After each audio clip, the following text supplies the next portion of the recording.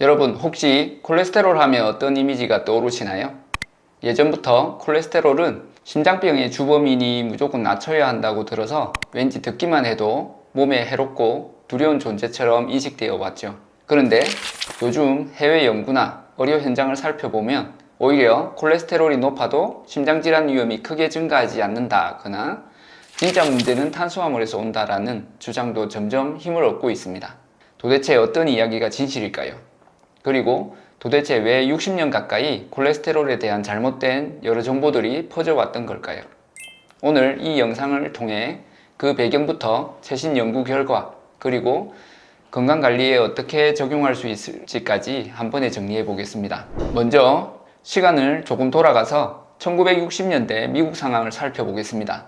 당시 미국 심장협회는 포화지방과 콜레스테롤을 식단에서 최대한 줄여야 한다고 대대적으로 권장했습니다. 미국 정부의 식생활 지침도 이 원칙에 맞춰서 만들어지면서 곡류 등 탄수화물을 전체 열량의 절반 이상 섭취하고 지방 섭취는 최소화해야 한다고 했죠. 그리고 포화지방 섭취는 곧 심장마비라는 공식이 퍼져나갔습니다. 그런데 이 정책이 정말 효과적이었냐 물으면 실제로는 그렇지 않습니다. 오히려 지금 보면 세계 최악의 건강 가이드라인 중 하나였다라는 평을 받을 정도로 비판이 거셉니다. 미국은 저지방 고탄수화물 식단을 적극 장려했는데 그와 동시에 비만, 당뇨, 심혈관 질환이 오히려 폭발적으로 증가했기 때문입니다. 그렇다면 애초에 왜 이런 정책이 탄생했을까요? 여기에 핵심적으로 등장하는 두 인물이 있습니다. 바로 영국의 영양학자 존 유드킨과 미국의 생리학자 앤셀 키스입니다. 1955년 당시 미국 대통령 아이젠하워가 심장마비를 겪으면서 전국민적 공포가 시작됐는데 그때 사람들은 심장마비의 원인을 뭐라도 좋으니 빨리 찾아서 해결해야 한다고 열을 올렸죠. 존 유드킨은 연구 끝에 설탕이 정말 문제다. 비만, 심장병 대사증후군의 핵심 원인은 과도한 정제당 섭취다 라는 결론에 이르렀습니다.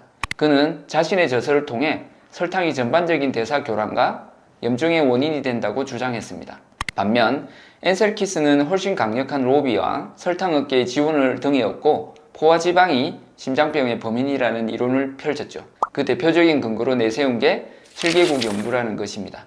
키스 박사는 포화지방을 많이 먹는 나라일수록 심장질환 사망률이 높다는 그래프를 발표했는데 사실 이 데이터엔 상당한 편향이 있었습니다. 자기가 원하는 결과가 나오는 국가들만 골라서 분석했고 생활습관 같은 다른 요인들을 무시했죠. 당시 여러 과학자들이 이 연구에 의문을 제기했지만 정부와 언론, 산업계가 키스의 편을 들었고 결국 저지방 고탄수화물 식단이 미국의 공식 가이드라인으로 자리 잡았습니다. 이는 사실상 지방이 나쁘다, 콜레스테롤은 무조건 낮춰야 한다 라는 고정관념을 전 세계에 퍼뜨리는 계기가 됐습니다. 그런데 우리가 흔히 심장병은 콜레스테롤 때문에 생긴다고 배우지만 새로운 연구들을 살펴보면 꼭 그렇게 단순하지 않습니다. 콜레스테롤 자체는 우리 몸에 필수적입니다. 세포막을 유지하는 핵심 성분이고 스테로이드 호르몬이나 비타민 D를 만드는 재료이며 신경세포의 절연체 역할을 하는 수초 형성에도 꼭 필요하죠. 우리가 흔히 말하는 나쁜 콜레스테롤도 사실은 우리 몸의 대사 과정을 거치면서 자연스레 형성되며 각종 세포와 조직의 지방산이나 콜레스테롤을 운반하는 기능을 담당합니다. 물론 LDL 수치가 매우 높아지고 거기에 염증이나 산화 스트레스, 인슐린 저항성 등이 겹치면 동맥경화가 빠르게 진행될 수 있습니다. 문제는 LDL이 높다는 것 자체가 문제인지 아니면 이미 손상된 LDL이 진짜로 위험성을 높이는 것인지 라는 부분입니다. 최근에는 단순히 LDL 수치가 높다고 무조건 심장병 위험이 올라가는 건 아니다. 사실 염증과 인슐린 저항성 같은 대사적 불균형이 더 큰 문제라는 의견이 힘을 얻고 있습니다. 이와 관련해 재미있는 사례가 있습니다. 고지방, 저탄수화물, 즉 키토제닉 식단을 장기간 유지하는 사람들 중엔 LDL 수치가 꽤 높아지는 분들이 있습니다. 그런데 이들은 체지방률이 낮고 인슐린 저항성도 거의 없으며 혈당도 안정적인 경우가 많았습니다. 이런 부류를 LMHR이라고 부르는데 이분들은 혈액 검사에서 LDL이 200, 300 혹은 그 이상 치솟아도 중성지방은 매우 낮고 HDL은 상당히 높은 편이었습니다. 과거라면 LDL이 200 이상이면 의사들이 당장 콜레스테롤 저하제 드셔야 합니다 라고 했겠지만 이 LMHR 그룹에서는 특이하게 심장질환 위험이 높아지지 않는 사례들이 보고되고 있습니다. 최근 발표된 대규모 추적 연구에 따르면 이 LMHR 그룹을 1년 넘게 CT 촬영 등으로 관찰했을 때 LDL 수치나 LDL을 포함한 지단백의 주요 단백질인 아포비 수치가 높아도 간상동맥에 플라그가 유의미하게 증가하지 않았다는 겁니다. 일부 참가자는 오히려 플라그가 줄어드는 경우까지 보였습니다. 물론 이것만 보고 LDL이 아무리 높아도 상관없다라고 단정 지을 수는 없습니다. 이미 심장병이 있거나 동맥의 플라그가 어느 정도 쌓인 사람이 같은 키토제닉 식단을 했을 때는 다른 결과가 나올 수도 있으니까 말이죠. 다만 적어도 모든 LDL 수치를 다 낮춰야만 심장질환을 예방할 수 있다는 기존 가설이 과연 맞는지 의문을 제기해 볼 근거가 된다는 점은 중요합니다. 이런 와중에 아직도 콜레스테롤, 심장병 가설을 강력히 고수하는 쪽이 있습니다. 왜냐하면 이게 워낙 산업적으로나 의료계적으로나 돈이 되는 비즈니스가 돼버렸기 때문이죠. 전 세계적으로 수천만 아니 수억 명이 콜레스테롤 저하제 계열약을 복용하고 있고 당신 LDL이 높으면 위험하다는 메시지를 지속적으로 듣고 있으니 제약사는 엄청난 규모의 시장을 확보한 셈이죠.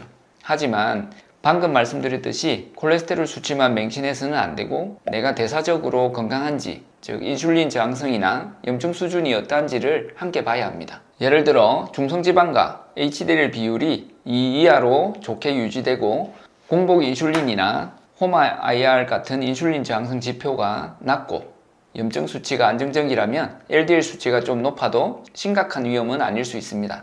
반대로 LDL이 낮아도 만성염증이나 고혈당, 산화 스트레스가 있다면 동맥경화가 오히려 빨리 진행될 수 있습니다. 결국 한 가지 지표에만 매달려서 건강을 평가하기엔 우리 몸은 훨씬 복잡하고 정교합니다. 키토제닉 식단을 할 때 LDL이 오른다고 겁먹는 분들이 많은데 내가 인슐린 저항성이나 염증 지표가 괜찮은 편이고 또 체성분도 건강한 수준이라면 단순 수치만 보고 공포에 빠질 필요는 없습니다. 결국 핵심은 내가 현재 대사적으로 건강한 상태인가를 먼저 파악하고 그 다음에 콜레스테롤이나 중성지방, HDL 등을 종합적으로 살펴보는 것입니다. 거기다 염증 수준, 혈당 조절 능력, 인슐린 저항성 여부, 그리고 필요하다면 관상동맥 CT 촬영을 통해 실제 동맥경화 진행 상황까지 확인해 볼 수 있습니다. 만약 실제로 동맥 내 플라그가 이미 많이 쌓인 분이라면 무작정 키토제닉 식단을 하기보다는 전문의와 상의해 보는 게 좋겠고 아직 플라그가 없으면서 대사적으로도 건강하다면 LDL 수치만 보고 엄청난 공포심을 가질 필요는 없을 것 같습니다.